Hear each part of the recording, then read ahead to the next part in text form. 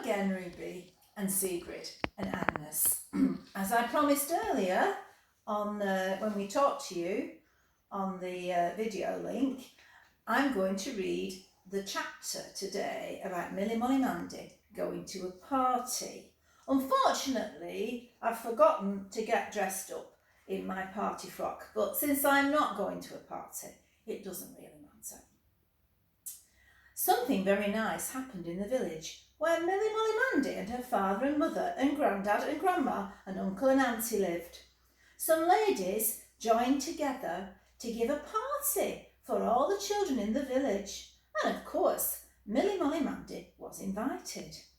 Susan had an invitation too, and Billy Blunt, and Jilly, the little niece of Miss Muggins, who kept the shop, if you remember, where Millie Molly Mandy helped out yesterday, and lots of others who Millie Molly Mandy knew, mainly from school or church. It was very exciting. Millie Molly Mandy had not been to a real party for a long, long time. She'd played at parties, she pretended to be at parties, but she'd not been to one. So she was very pleased when Mother said, "Well, Millie Molly Mandy, you must have a new dress for a party like this. We must think what we can do." So Mother and Grandma and Auntie thought together for a bit, and then Mother went to a big wardrobe and rummaged in the bottom drawer until she found a most beautiful white silk scarf, which she'd worn when she was married to Father. And it was just wide enough to be made into a party frock for Millie Molly Mandy. Then Grandma brought out the best handkerchief box, a most beautiful lace handkerchief, which would just cut into a little collar for the neck of the party frock and look beautiful. And Auntie brought out of her small top drawer in her cupboard in her bedroom some beautiful pink ribbon, all smelling of lavender, just enough to make into a sash for the party frock. And then Mother and Auntie set to work to cut the material and stitch the party frock, while Millie Molly Mandy was very excited, jumped up and down and handed pins whenever they were needed. The next day, Father came in with a parcel for Millie Molly Mandy, bulging in his coat pocket. And when Millie Molly Mandy unwrapped it, she found the most beautiful little pair of red shoes inside. And then Grandad came in and held out his closed hand to Millie Molly Mandy. And when Millie Molly Mandy got his fingers open, she found the most beautiful little coral necklace inside.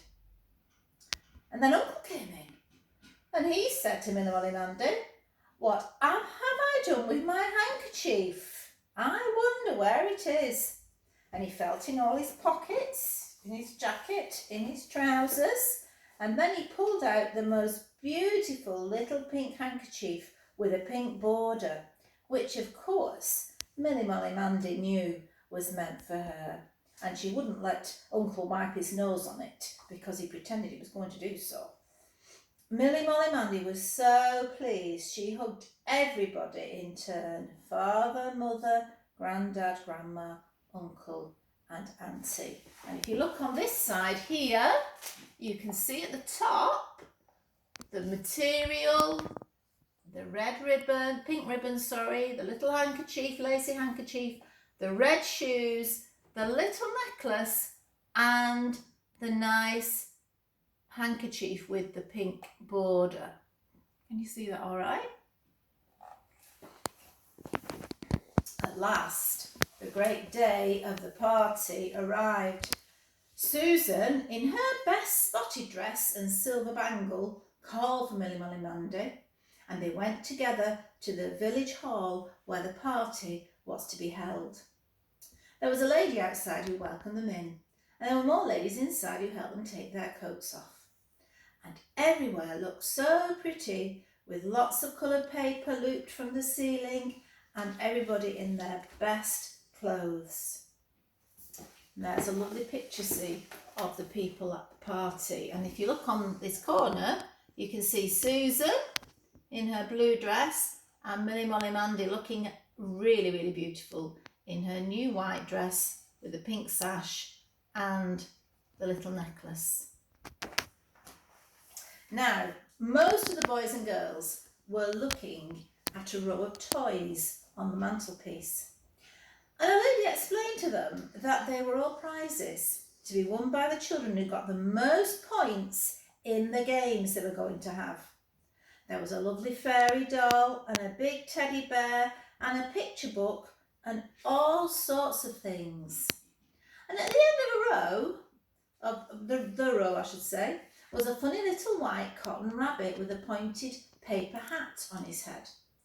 And immediately, Millie Molly Mandy saw him and she wanted him dreadfully badly. More than any other things, she fell in love with the little rabbit. So let's have a look at all the different prizes. I wonder which you would have chosen. Is that close enough? Yeah. We've got the big teddy bear. I think Angus would have liked that. Fairy doll. A little horse on wheels. A car. Some sticks of rock, I think. Sweet rock. A nice book. And there's the little rabbit that Millie Molly Mandy had decided she would try and win. Now Susan really thought she'd like the picture book. Jilly would like the fairy doll, but the black beady eyes of the little cotton wool rabbit gazed so sweetly at Millie Molly Mandy. She was determined to try ever so hard to see if she could win him. Then the games began and they were fun. They had a spoon and potato race, which is a bit like an egg and spoon race, but they used potatoes instead of eggs. Musical chairs, which I'm sure you've played before now. Putting the tail on the donkey blindfold. I don't know whether you've ever done that, but you can have a go at it at home if Mummy can draw a donkey on a big piece of paper. And all sorts of guessing games. And then they had supper. They had bread and butter with coloured hundreds and thousands sprinkled on, which I'm reliably informed is very tasty. Red jellies, strawberry flavoured. Yellow jellies, which were sort of orange flavoured. And cakes with icing and cakes with cherries and lemonade in red glasses. It was a really good party. And at the end, the names of prize winners were called out. And the children had to go up and receive their prizes. And they didn't actually get much say in it. They got prizes based on how many points they'd won. And what do you think Millie Molly Mandy got? Well, she didn't get the cotton wool rabbit because she was so good at the game, she won first prize. And first prize was the lovely fairy doll. Now you remember, Jilly really wanted the fairy doll.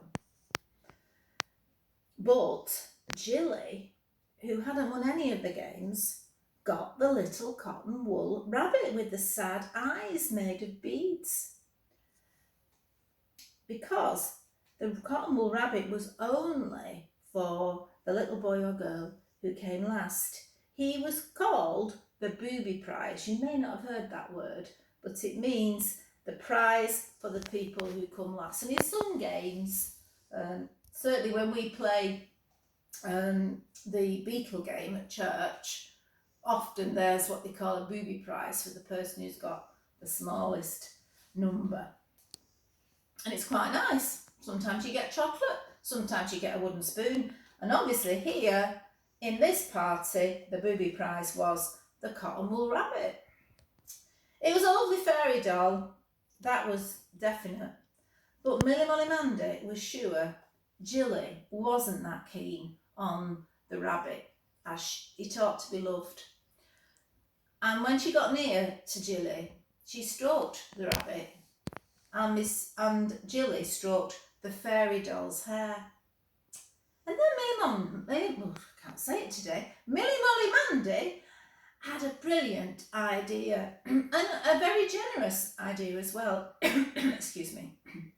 She said to Jilly, "Do you like the fairy doll more than the rabbit?" And Jilly said, well, I should think so. It's much nicer. So Millie, Molly, Mandy ran up to the lady who had given out the prizes and asked if she and Jilly might swap. And the lady said, well, if you want to, of course you can. So Millie, Molly, Mandy and the little rabbit went home together to the nice white cottage with the thatched roof. And father and mother and granddad and grandma and uncle and auntie all liked the rabbit very much indeed. And they were very pleased that not only had Millie, Molly, Mandy done really well in the games, but she'd also been very generous with her friend Jilly. And do you know, one day, quite a long time after the party, one of the little eyes dropped off the rabbit. But mother stuck it on again with a bit of glue. And suddenly his eyes didn't look so sad anymore, but very happy. Just like Millie Molly Mandy's own eyes. And she loved him very much. And there's a little picture of her cuddling her little rabbit. So that's the end of the story, or the chapter in the book about Millie Molly Mandy going to a party. And next time, something even more exciting happens to Millie Molly Mandy. But you'll have to wait till tomorrow for me to tell you that chapter. Bye-bye.